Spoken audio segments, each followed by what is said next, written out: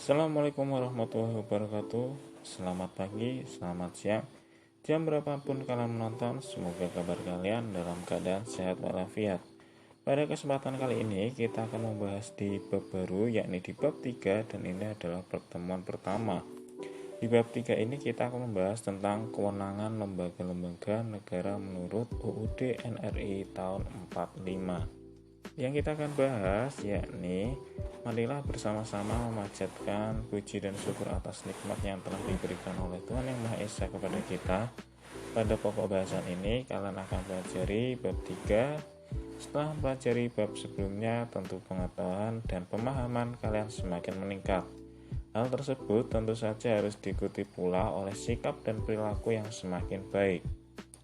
Pada bab ini, kalian diajak untuk menyelami kewenangan lembaga-lembaga negara berdasarkan Undang-Undang Dasar Negara Republik Indonesia tahun 45. Setelah mempelajari bab ini, diharapkan kalian mampu menganalisis kewenangan lembaga-lembaga menurut Undang-Undang Dasar Negara Republik tahun 45. Bisa kalian amati gambar yang ada di layar HP kalian. Tahukah kalian gambar apakah itu? Ya, gambar tersebut adalah gedung MPR atau DPR RI, merupakan tempat para wakil rakyat yang sering kita sebut anggota DPR.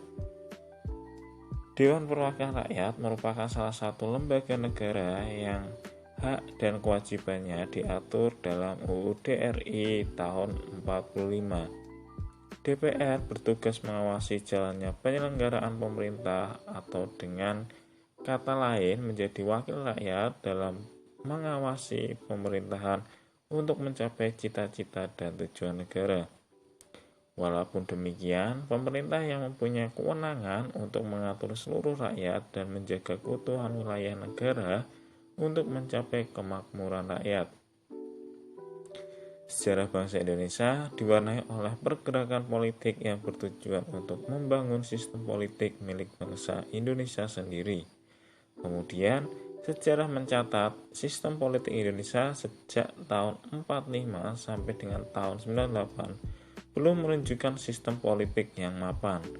Jatuh bangun kabinet di Orde Lama, pembeloan demokrasi Pancasila menjadi demokrasi terpimpin dan monotafsir terhadap Pancasila oleh Orde Baru maupun datang sistem politik Indonesia terus mencari bentuknya. Pembangunan sistem politik Indonesia menjadi sebuah sistem politik yang mapan menuntut peran aktif seluruh rakyat Indonesia. Upaya apapun yang dilakukan pemerintah untuk membangun sistem politik Indonesia akan menjadi sia-sia apabila tidak didukung oleh rakyat Indonesia. Pada kesempatan kali ini yang kita akan bahas ada tentang suprastruktur dan infrastruktur. Mulai dari suprastruktur dan infrastruktur, kita langsung saja ke pokok pembahasan. Suprastruktur. Sistem politik Indonesia merupakan sebuah kajian politik yang sangat menarik untuk dipelajari. Sistem politik terbentuk dari dua pengertian, yaitu sistem dan politik. Sistem adalah suatu kesatuan dari unsur-unsur pembentuk, baik yang berupa input atau masukan atau output atau hasil yang terdapat dalam lingkungan, dan di antara unsur-unsur tersebut terjalin suatu hubungan yang fungsional. Secara etimologis, kata politik berasal dari bahasa Yunani, yaitu polis yang berarti kota yang berstatus negara kota. Dalam bahasa Arab, istilah politik diartikan sebagai siyah yang berarti strategi. Pengertian sistem dan politik, beberapa ahli mendefinisikan tentang sistem politik. Mulai dari yang pertama, yakni David Aston. Dia menyatakan bahwa sistem politik merupakan seperangkat interaksi yang diabstraksi dari seluruh perilaku sosial melalui nilai-nilai yang dialokasikan secara otoratif kepada masyarakat. Dan menurut Rusadi Kanta Prawira berpendapat bahwa sistem politik merupakan berbagai macam kegiatan dan proses dari struktur dan fungsi yang bekerja dalam suatu unit dan kesatuan yang berupa negara atau masyarakat. Sistem politik menyelenggarakan fungsi-fungsi tertentu untuk masyarakat. Fungsi-fungsi itu adalah membuat keputusan-keputusan kebijakan yang mengikat, alokasi dari nilai-nilai baik yang bersifat materi maupun non-materi. Keputusan-keputusan kebijakan ini diarahkan untuk tercapainya tujuan-tujuan masyarakat. Ciri khas dari sistem politik yang membedakan dengan sistem sosial yang lain yaitu dibagi menjadi 4, mulai dari yang pertama, daya jangkaunya universal, meliputi semua anggota masyarakat. Yang kedua, adanya kontrol yang bersifat mutlak terhadap pemakaian kekerasan fisik. Dan yang ketiga, membuat keputusan-keputusan yang mengikat dan diterima secara sah.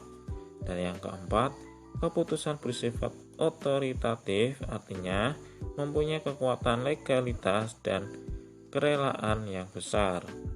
Nah, jadi suprastruktur politik diartikan sebagai mesin politik resmi di suatu negara dan merupakan penggerak politik yang bersifat formal. Dengan kata lain, suprastruktur politik merupakan gambaran pemerintahan dalam arti luas yang terdiri atas lembaga-lembaga negara yang tugas dan perannya diatur dalam konstitusi negara atau peraturan perundang-undang lainnya. Nah, kita masuk di infrastruktur. Infrastruktur politik adalah kelompok-kelompok kekuatan politik dalam masyarakat yang turut berpartisipasi secara aktif.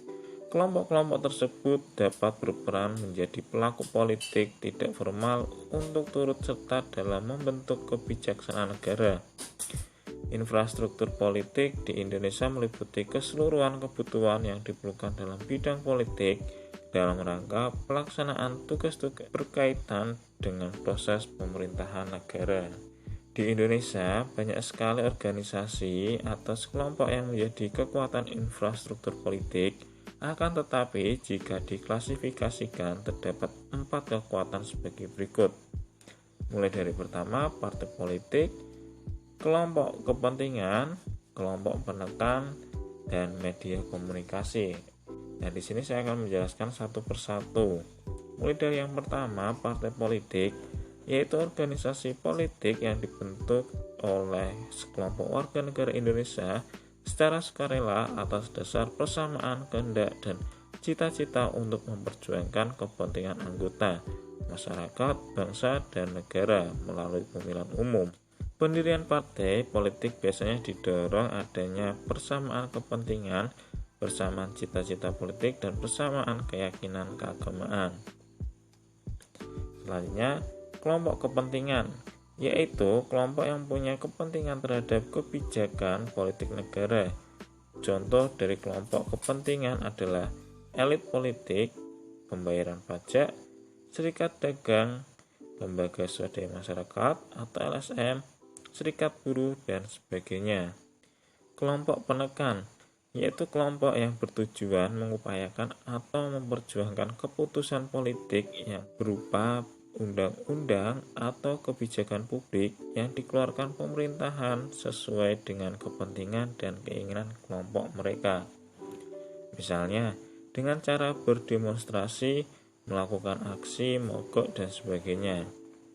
Dan yang terakhir, media komunikasi politik, yaitu sarana atau alat-alat komunikasi politik dalam proses penyampaian informasi dan pendapat politik secara tidak langsung, baik terhadap pemerintahan maupun masyarakat pada umumnya.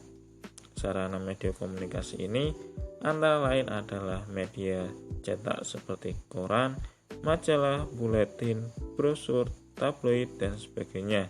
Sedangkan media elektronik seperti televisi, radio, internet, dan sebagainya. Cukup sekian pemaparan pada pertemuan kali ini. Kita akan berjumpa di minggu yang akan datang. Apabila ada yang ditanyakan, silakan kalian tanyakan kepada guru kalian dengan menggunakan platform yang sudah disediakan oleh guru Anda. Saya ucapkan terima kasih. Sampai berjumpa di minggu selanjutnya. Wassalamualaikum warahmatullahi wabarakatuh.